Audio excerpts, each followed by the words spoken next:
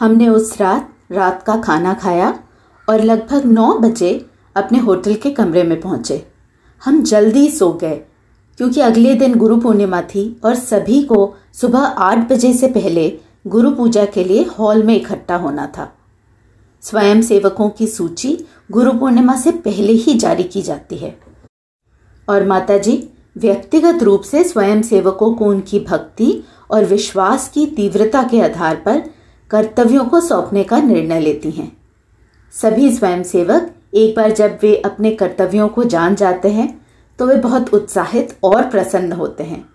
चाहे वो गुरु पूजा के लिए फूल इकट्ठा करना हो या उन्हें अलग अलग टोकरियों में व्यवस्थित करना हो, स्वयंसेवक इन सभी कर्तव्यों को अत्यंत सावधानी और ध्यान से करते हैं।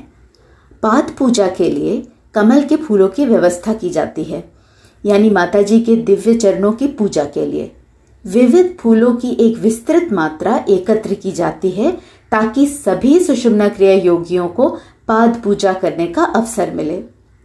सुषुम्ना क्रिया योग के स्वयंसेवकों के बीच प्रशिक्षण और अनुशासन के स्तर को देखकर खुशी होती है।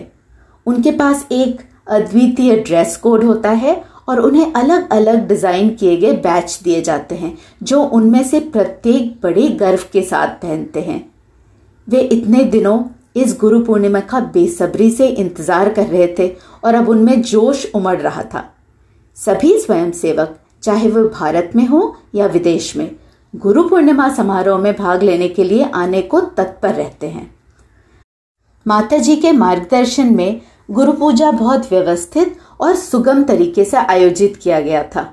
स्वयंसेवकों ने नाश्ते, दोपहर के भोजन और रात के खाने की व्यवस्था करने, हॉल की सजावट के साथ मेहमानों का स्वागत करने और उनकी देखभाल करने का और अन्य कर्तव्यों का निर्वाह करने में अपना गहन ध्यान और कौशल प्रदर्शित किया।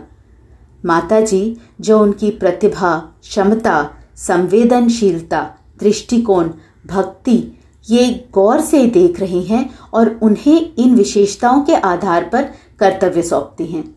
हॉल की सजावट, फूलों की व्यवस्था, स्टेज की सजावट, खाने पीने और सफाई का इंतजाम सभी में विशेषज्ञों का स्टाफ है।